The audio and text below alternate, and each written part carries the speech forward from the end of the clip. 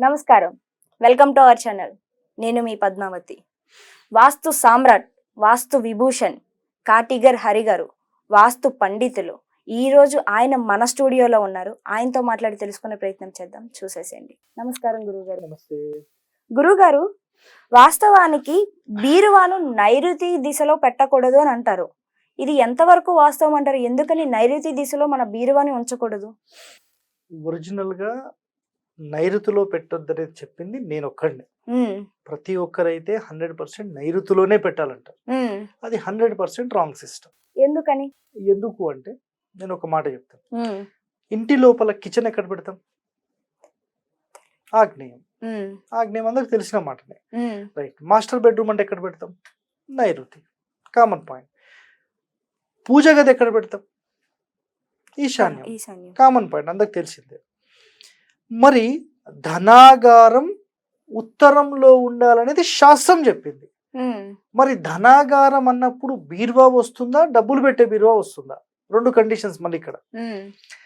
ధనం అనుకోండి, వజ్ర వైడూర్యాలు అనుకోండి, లేదంటే డాక్యుమెంట్స్ అనుకోండి, లేదంటే క్యాషే అనుకోండి, కాయిన్సే అనుకోండి, బంగారమా వెండి, ఇవన్నీ ఒక ధనానికి సంబంధించింది ఏదైతే ఉంటుందో ఇది ఉత్తరం మధ్యస్థానంలో ఉండాలి. కుబేర స్థానం అంటాం. క్లియర్ కట్ ఇది. అయితే ఈ కాలంలో చాలా మంది ఏంటంటే బరువైన వస్తువు ఎక్కడ ఉండాలని ఒక మాట మాట్లాడితే దక్షిణంలో ఉండాలి, లేదంటే పడమరలో ఉండాలి. బరువైన వస్తువు ఇదే మాట్లాడతారు ప్రతి ఒక్కరు. సో బరువైన వస్తువు అక్కడ ఉండాలన్నప్పుడు మన ఇంటి లోపల సోఫాలు కూడా అన్ని తీసుకొచ్చి అన్ని నైరుతిలో పెట్టేద్దాం. మరి పడుకోవడం ఎక్కడ? మరి హాల్స్ ఎందుకు?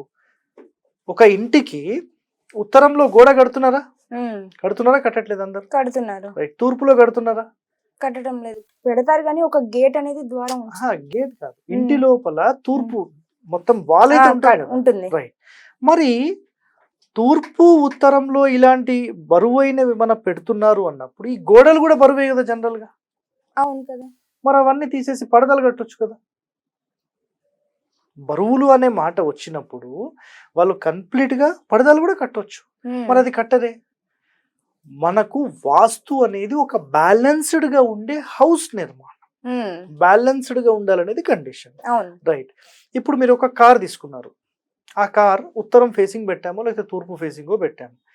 ఒక ఈశాన్య సైడ్ ఉండే టైర్ తీసేస్తాం. అది చాలా బరువైనది, ఒక 4-5 కేజీలు ఉంటుంది కాబట్టి తీసేద్దాం. మొత్తం తీసేసి సెట్ అంతా ఒక సైకిల్ టైర్ పెడతాం. బండి నడుస్తుందా? ఎందుకు? లైట్ వెయిట్ ఉంటే ఇంకా మంచిది కదా. ఈశాన్యం లైట్ వెయిట్ ఉంటే అని మాట్లాడితే ఓకేనా?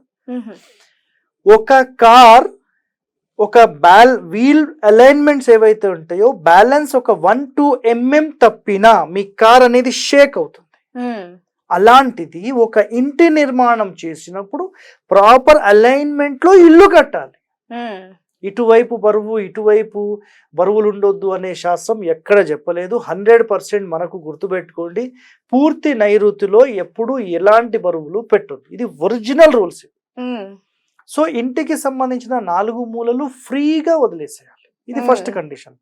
నెక్స్ట్, బీరువా అనేది జనరల్ గా నైరుతిలో పెట్టొచ్చా? పర్వాలేదు, యాక్సెప్టెడ్. కానీ డబ్బులు పెట్టేది మాత్రం ఖచ్చితంగా మీరు బీరువా అనుకోండి, ఒక కబోర్డ్ అనుకోండి, ఒక లాకర్ అనుకోండి, అది ఉత్తర మధ్యస్థానంలో పెట్టాలి.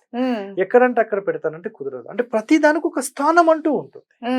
ఇప్పుడు ఈ బిల్డింగ్ కి సంబంధించిన ఓనర్ వచ్చారు, ఓనర్ యొక్క ప్లేస్మెంట్ ఉంటుంది కదా. ఆయన పోయి అక్కడనే కూర్చుంటాడు. మిగతా వాళ్ళ ప్లేస్మెంట్ అని ఎక్కడ ఉంటుంది? ఇంకో ప్లేస్ ఉంటుంది, అక్కడికి వెళ్ళి కూర్చుంటారు.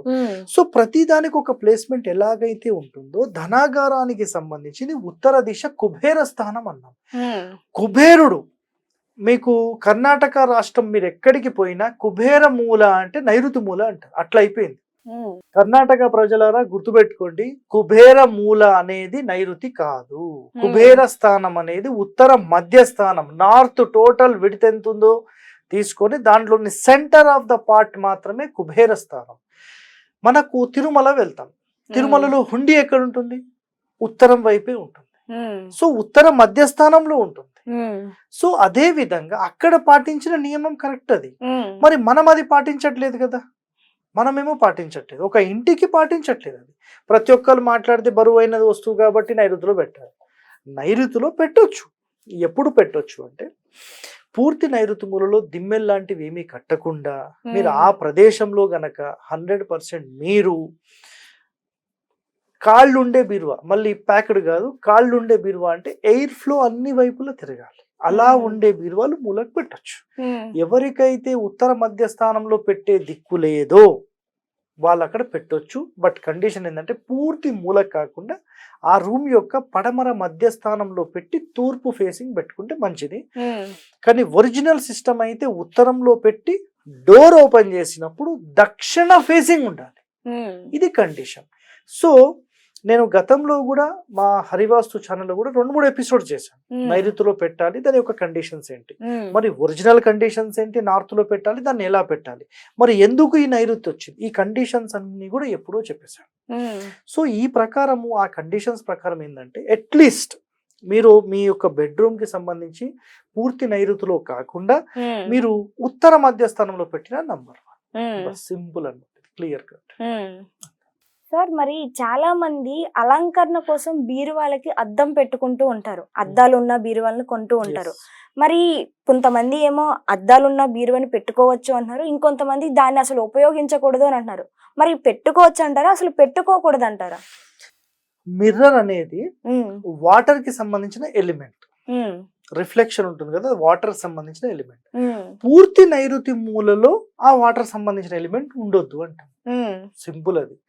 అయితే ఈ బీరువా జనరల్ గా ఎవరైతే నైరుతిలో పెడతారో అలాంటి వ్యక్తులు ఎట్టి పరిస్థితుల్లో కూడా దానికి మిర్రర్స్ పెట్టారు.